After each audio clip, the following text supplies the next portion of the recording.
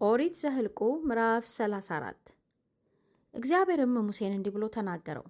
የእስራኤልን ልጆች እንዲህ ብለህ እዘዛቸው፣ ወደ ከነዓን ምድር በገባችሁ ጊዜ ርስት ትሆናችሁ ዘንድ በዕጣ የምትደርሳችሁ ምድር በዳርቻዋ ያለች የከነዓን ምድር ይህች ናት። የደቡቡ ወገን ከጺን ምድረ በዳ በኤዶምያስ በኩል ይሆናል። የደቡቡም ዳርቻ ከጨው ባሕር ዳር በምሥራቅ በኩል ይጀምራል። ዳርቻችሁም በአቅራቢም አቀበት በደቡብም በኩል ይዞራል፣ ወደ ጺንም ያልፋል። መውጫውም በቃዴስ በርኔ በደቡብ በኩል ይሆናል። ወደ ሐጸር አዳር ይሄዳል፣ ወደ አጽሞንም ያልፋል። ዳርቻውም ከአጽሞን ወደ ግብፅ ወንዝ ይዞራል። መውጫውም በባሕሩ በኩል ይሆናል። ለምዕራብም ዳርቻ ታላቁ ባሕር ዳርቻችሁ ይሆናል። ይህ የምዕራብ ዳርቻችሁ ይሆናል። የሰሜንም ዳርቻችሁ ይህ ይሆናል። ከታላቁ ባሕር ወደ ሆር ተራራ ምልክት ታመለክታላችሁ። ከሆርም ተራራ ወደ ሐማት መግቢያ ምልክት ታመለክታላችሁ። የዳርቻውም መውጫ በጽዳድ ይሆናል። ዳርቻውም ወደ ዚፍሮን ያልፋል፣ እስከ ሐጽር ኤናንም ድረስ ይወጣል።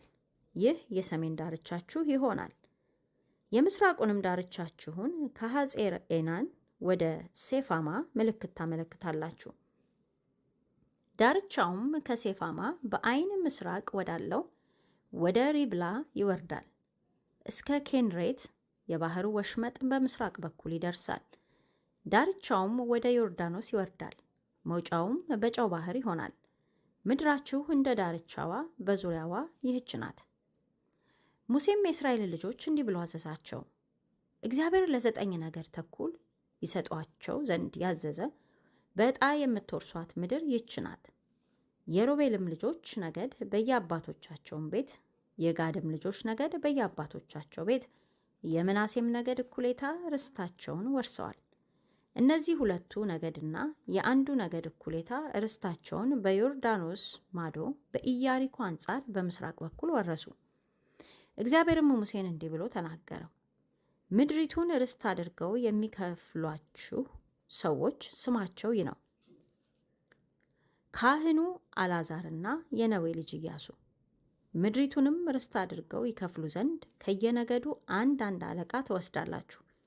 የሰዎቹም ስም ይህ ነው፣ ከይሁዳ ነገድ የዩፎኒ ልጅ ካሌብ፣ ከስምዖን ልጆች ነገድ የአሚሁድ ልጅ ሰላሚኤል፣ ከብንያምም ነገድ የኪስሎን ልጅ ኤልዳድ፣ ከዳን ልጆች ነገድ አንድ አለቃ የዮግሊ ልጅ ቡቂ፣ ከዮሴፍም ልጆች ከምናሴ ልጆች ነገድ አንድ አለቃ የሱፊድ ልጅ አኒኤል፣ ከኤፍሬምም ልጆች ነገድ አንድ አለቃ የሺፍጣን ልጅ ቀሙኤል፣ ከዛብሎን ልጆች ነገድ አንድ አለቃ የፈርናክ ልጅ ኤልሳፌን፣ ከይሳኮር ልጆች ነገድ አንድ አለቃ የሆዛ ልጅ ፈልጤያ፣ ከአሴር ልጆች ነገድ አንድ አለቃ የሴሌሜ ልጅ አሂሁድ፣ ከንፍታሌም ልጆች ነገድ አንድ አለቃ የአሚሁድ ልጅ ፈዳህያ።